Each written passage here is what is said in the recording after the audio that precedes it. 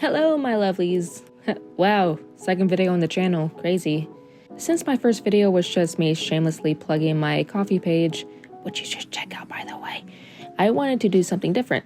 So for today's video, I am going to introduce you all to my OCs.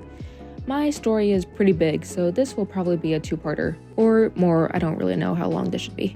I've wanted to do a video like this for a while, and I am very excited for you all to experience it. So to start things off, I am going to explain a little bit about the world we'll be in. So the story is called Cybersphere, and I am currently writing it as a webcomic. This project was years in the making, starting all the way back in 2016. Me and a friend of mine came up with these characters for a Yu-Gi-Oh! And Sword Art Online ripoff. And if you knew me back in the day, then this would be a pretty common occurrence. But about 7 years later, I decided to revamp the entire story into what it is now. So in summary, Cybersphere is an elite game company that creates all these advanced games and canonically is the first company to ever achieve 4D. There have been rumors around the world that Cybersphere is working on a new game that takes virtual reality to the next level. But because of how huge this corporation is, their security is mega big, and everything is heavily hidden away from the world, especially the game developers and beta testers. Even the employees who work on the normal floors don't even know who makes the games themselves. To even be hired to be one of the devs or testers is like life's ultimate accomplishment in this world. But the question is, are these roles really what they're cracked up to be? And that's where our story starts. Now, the first OC I'm going to introduce you is my lovely little goober here, Sophia Harris. She is a 24-year-old working businesswoman who works on the second floor of Cybersphere Co. Sophia grew up being a fixture of things, especially when her older brother's PC breaks. Instead of getting a new one, she immediately took their dad's tools and went to work on it. Because of her can-do attitude, she managed to get into Yale University, or at least an in-universe college like it, and she studied to become a computer engineer. Now, one thing you should know about Soph is that while she is a very optimistic person, she tends to be too reliable. A lot of the time, she would take on a task that someone has asked her to do, while still doing another task someone else asked her to do a while back.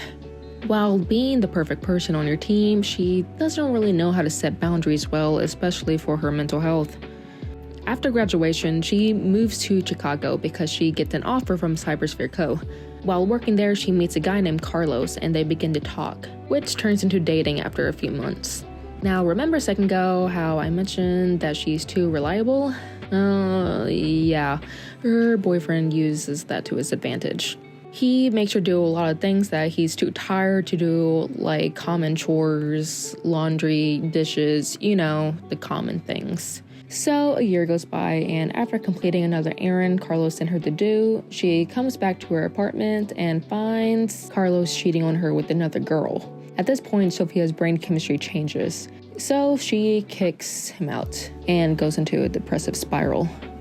She begins to do more reckless things, and her former can-do attitude then changes to a, well, if you can't do it, then why should I do it attitude. Of course, she still works in Cybersphere and actually gets promoted to an IT position. She moves up to the second floor and then meets what would be her now best friends. So, jumping from that, let me introduce you to our second character, Emma Green. She is practically the same age as Sophia, maybe a little bit older, and works as the manager of the second floor. She doesn't have an intense background like Sophia does, but she did grow up with more wealth. Though the cool thing about her upbringing is that Emma didn't grow up as a brat. Despite her parents being rich, they were very humble and would actively participate in charity events. So it would inspire Emma to do the same. She's very supportive of others and is incredibly motherly, and because of this, she would automatically become the popular kid in school and college, and even in the workforce. Emma didn't really go to an overly smart school, but the school was still costly. She ended up in a sorority, the Delta Gamma to be exact, and became the president in her senior year of college.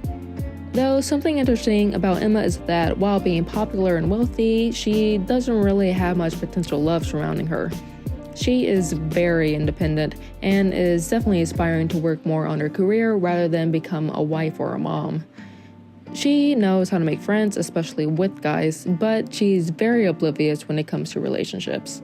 So after her graduation, she lands a job in Cybersphere straight off the bat.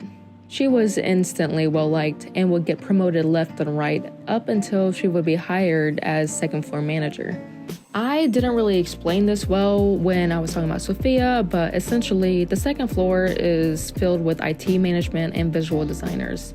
Emma has a knack for understanding the art behind designing video games because, guess what, she also grew up surrounded by 4 brothers, so she learned a thing or two about video games. She's also obsessed with D&D since she picked that up during her college years with some of her sorority sisters. So working at a company like this is actually perfect for her. She met Sophia during orientation for new hires and instantly became best friends. While hanging out together during work days, they would often meet up with one of the visual designers on the second floor named Clark Johnson. And this would be where I have to end the first video. Sorry for the cutoff, but we still have a bit more characters in the story that I have to introduce. If a story like this is something you'd be interested in seeing the progress, then please hop over to my Ko-fi page and give your support. The link will be in the description of the video. So I really hope you enjoyed this video. Please like and subscribe and have a happy holiday season.